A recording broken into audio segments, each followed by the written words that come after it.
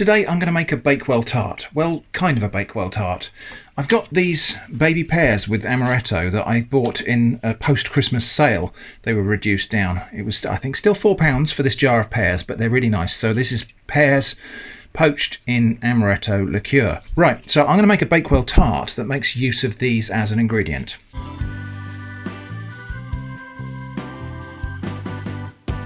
Now I'm going to cheat a little bit and just use a BBC recipe for Bakewell tart here and just adapt it. So this is actually Mary Berry's Bakewell tart recipe. Nothing wrong with taking an existing recipe and just tweaking it a little bit to do something else with it. So I'm going to lose the sugar topping on here and I'm going to embed my pears in quarters into the Bakewell tart topping. I think that'll be really nice. Jenny's already been kind enough to bake me a short crust tart case for this. You could just buy ready rolled short crust pastry or a block of pastry and roll it, or you could watch one of my other pie based videos where I have made short crust pastry. Not going to bother too much with that one. Let's crack on with making the filling. So we're jumping straight in at step 5 of the BBC recipe, and it says spread 1 tablespoon of jam over the bottom of the tart case. Well, I think a tablespoon is probably a bit ungenerous, to be honest, so I'm going to go for, I think that's probably about 2.5 tablespoons. Let's see if that's even enough. This is not raspberry jam per the recipe, this is black cherry jam, which I think will go very well with the flavour of almonds. Now we don't want a great big mass of jam in the bottom here because it will just boil up through the topping. It might do that anyway, to be honest, but there does need to be enough of a layer there that you're going to taste it. So, yeah, I think that was about 2.5 tablespoons of black cherry jam. Next, we just got to melt this butter. This is 125 grams of butter. It says to do it in a pan. I'm going to do it in the microwave. And then in a big mixing bowl, we're going to combine 125 grams of ground almonds. It says 125 grams of sugar, but I'm going to use 100 grams of sugar. I'm going to dial back the caster sugar just a little bit because I think this liqueur is going to be quite sweet. And then we'll mix in the butter into that. And then mixing this together is going to take the heat off of the butter. So it won't cook the egg when I beat that in as well. At the moment, that's just a buttery mixture of sugar and almonds. Recipe doesn't call for it, but I think we will have a tiny pinch of salt in there. And then 1 egg. These Burford brown eggs have such orange yolks. And I'm just going to mix that egg in, beating it as I go. Now this mixture is just going to go straight into the flan case on top of the jam. I'm just going to pour it all in the middle. Kind of let it spread itself out. If I spread it around too much myself, it will stir up the jam and it will mix in. That might not be a bad thing, but we'll lose that kind of layering that you get in Bakewell tart. It's worth noting that there are several variants of Bakewell tart and Bakewell pudding. This is one of these things. It's a regional dish that's kind of hotly debated about how you should properly make it. What I'm making here is obviously not a very authentic Bakewell tart, but this is my Bakewell tart. Okay, so we got that ready. Just going to get these pears out now.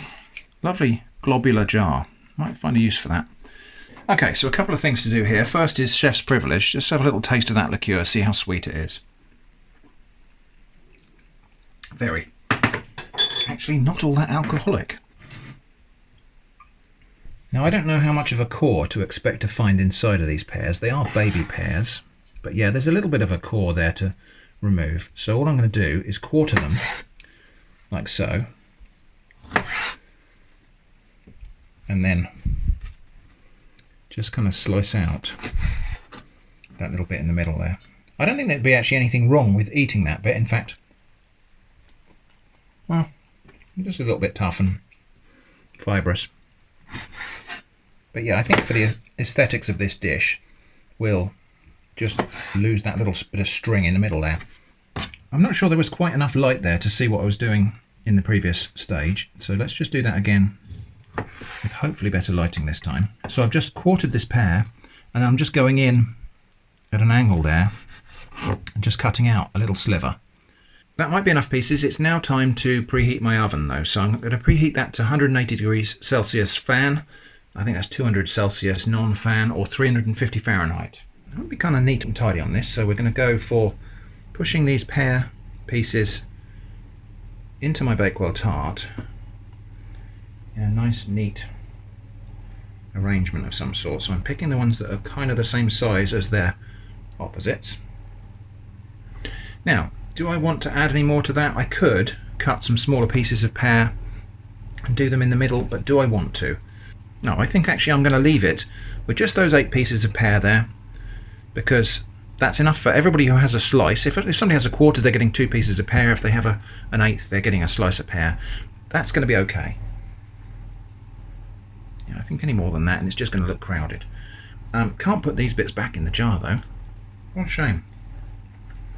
Now, one thing we mustn't forget is these flaked almonds. Now, Mary's recipe has flaked almonds all over it, and then the sweet drizzle over the top. I don't know if this is ruining the appearance of it anyway. Actually, I'm going to try and put my flaked almonds kind of around the pears. I think that's enough.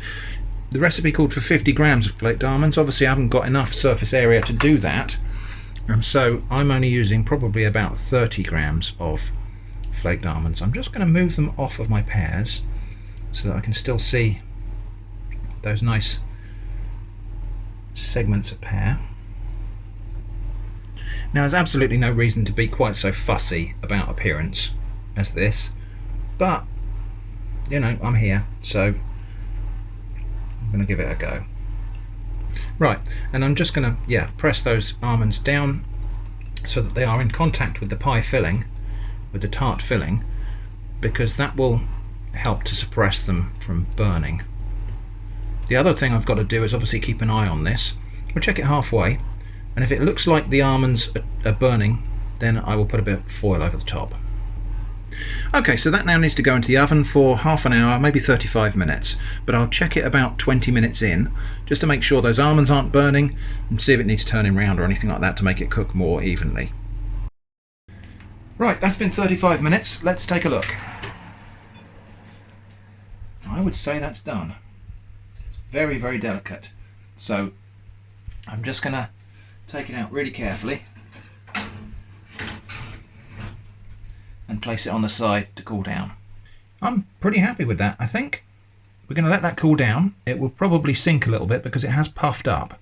That's about 3 or 4 minutes. Did it sink down at all? It's still looking nice and puffy, but it might sink a bit more. Now that that's cooled down mostly, I'm just going to give it a little poke all over the top, just to make some little holes. And then I'm going to take this jar of pears and take some of the Amaretto liqueur from it and just kind of drizzle it over the top, and hopefully some of it will soak down into that topping, probably about 2 or 3 tablespoons full.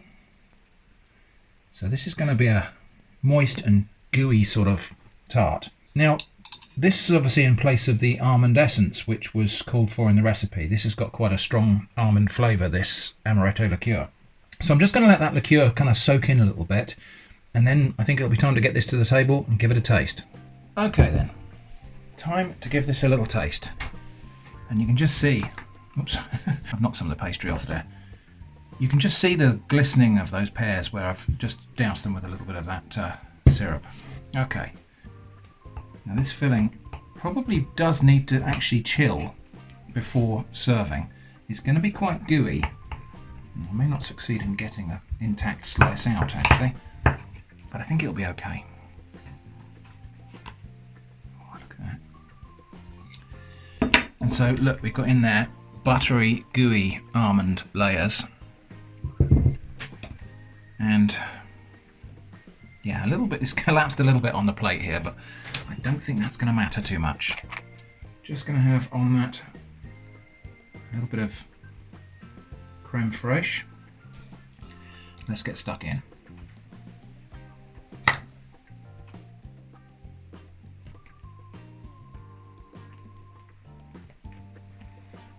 I'll just try a piece with a bit of pear in it.